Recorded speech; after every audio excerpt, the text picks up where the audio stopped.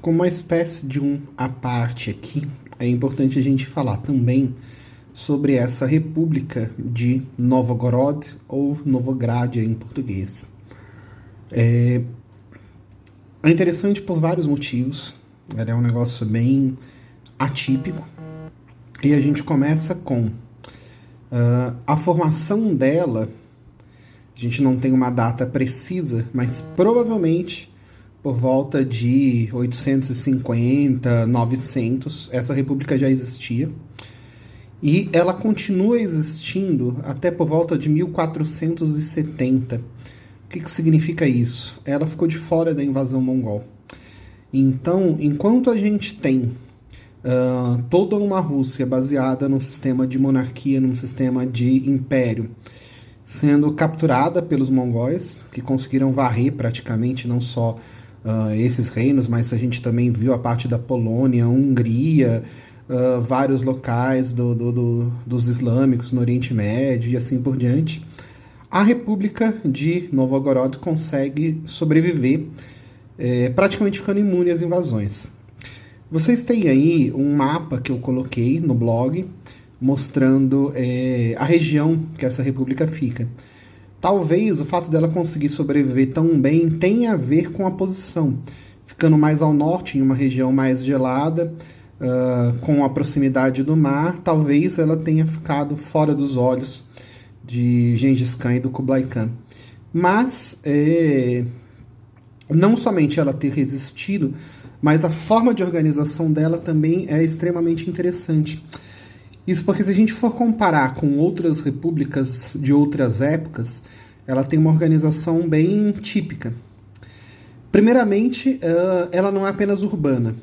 A maior parte das repúblicas que a gente tem nessa época se referem a burgos, a cidades, mas aqui, Novgorod é uma região que equivaleria hoje em dia a um país como Suécia, Finlândia, né? Embora seja a região norte da Rússia.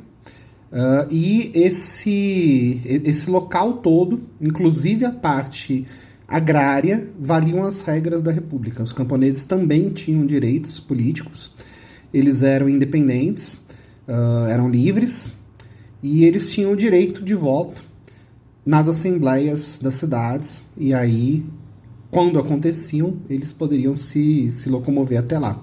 A participação deles é menor porque exige esse deslocamento, né? Mas eles também têm direitos políticos e era proibido qualquer tipo de escravidão, servidão, mesmo escravidão por dívida e coisas desse tipo. Outro aspecto interessante é que a gente tem 3 grandes tipos de assembleias e 4 tipos de poderes. Primeiramente, a gente tem um príncipe. Esse nome príncipe talvez não seja o mais adequado, mas ele era uma espécie de líder máximo, que era eleito por todos os cidadãos, tanto da cidade quanto do campo, e ele não tem um tempo predeterminado de governo, mas fazia-se a eleição, escolhia-se quem ia ser essa pessoa, não é hereditário. Quando ele morre, existe uma eleição para um próximo, os poderes dele são limitados, mas o interessante é que a qualquer momento poderia-se, em uma nova eleição, cancelar o poder dele.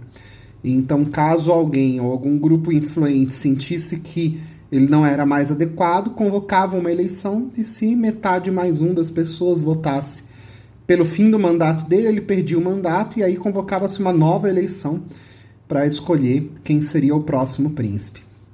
Para além disso, desse cargo, que seria o cargo maior, né, a gente tem eleições para cargos administrativos, parecido com o que seria hoje o Poder Executivo. Então, cada um dos cargos que a gente tem, por exemplo, coleta de impostos, organização das defesas, organização de construções públicas, cada um desses cargos, inclusive organizações de ofício, então, por exemplo, chefe dos carpinteiros, chefe dos ceramistas, cada um desses cargos era eletivo, e a eleição funcionava de formas diferenciadas. Quando eram cargos que se determinavam para apenas um grupo de pessoas, somente eles votavam. Então, por exemplo, defesa da cidade X. Apenas os habitantes daquela cidade que votavam para escolher quem seria o responsável pela defesa. Uh, quem ia reger a organização dos ceramistas. Então, todos os ceramistas tinham direito de votar quem seria o representante maior deles e criariam as regras para os demais ceramistas. E, por fora disso, né, então a gente já tem aí duas coisas. O príncipe, a gente tem esses representantes executivos que eram eleitos de acordo com o grupo o qual eles, de alguma forma, regeriam. E a gente tem uma espécie de uma assembleia que também era a milícia de defesa da cidade. Então, essas pessoas, elas eram eleitas. A partir da hora que elas eram eleitas, elas tinham a obrigação de estar servindo nesse exército e também de fazer assembleias que tivessem a ver com o bem público da cidade. Então, seria equivalente mais ou menos ao que a gente teria hoje de deputados, alguma coisa assim. A diferença é que, além de governar, eles também lutavam.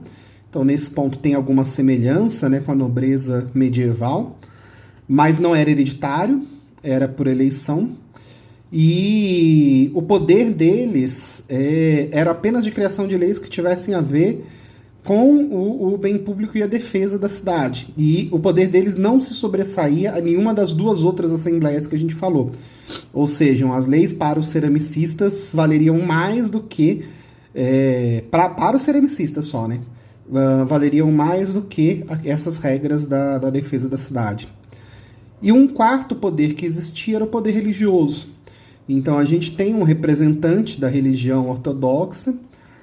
Esse representante, ele não tem um poder sobre as demais áreas todas, mas ele acaba tendo, além de representação e poder sobre a igreja, ele não é eleito, tá? Ele é escolhido pelo patriarca, e aí o patriarca escolhe um arcebispo, que por sua vez escolhe os bispos, mas ele também tem algum tipo de poder secular, uma vez que toda a parte administrativa de papelado, que seria equivalente hoje em dia a trabalho de cartório, era feito pela igreja. Então, esse tipo de organização ficava nas mãos da igreja também. Para além disso, a gente tem assembleias que ocorriam juntando todos os cidadãos, quer dizer, todos os cidadãos tinham o direito de participar, né? E nessas assembleias, eram por cidade ou por vilas, eles podiam criar leis na própria assembleia, diretamente, ou seja, sem representatividade, elas tinham o poder geral de criação de leis. O conjunto de tudo isso faz com que a gente tenha, em Novgorod, o que seria mais próximo de uma democracia em praticamente toda a Idade Média. E é um negócio praticamente escondido, né? Não aparece com muita facilidade, nenhum tipo de livro didático, nenhum tipo de descrição. Em geral, ignora-se isso, falando sobre a história das repúblicas ou sobre a história da democracia e etc. E alguns historiadores, e aí deixando de lado historiadores americanos, né, porque os Estados Unidos, óbvio, vai sempre se colocar como a grande república moderna, a grande democracia moderna, mas tem muitos historiadores que colocam aqui para o lado da Rússia isso, e inclusive, né, seria uma espécie de tentativa de provar que já estava de algum jeito no sangue russo uma ideia de o poder do povo, né, para justificar o fato de ter sido lá que ocorreu a primeira Revolução Socialista. Mas, na prática, há muitas diferenças também entre esse tipo de organização da República de Novgorod com a organização da União Soviética, especialmente na época de Stalin, né? Bem, terminando então essa parte, vamos agora para a nossa parte da aula referente à Rússia pós-dominação mongol.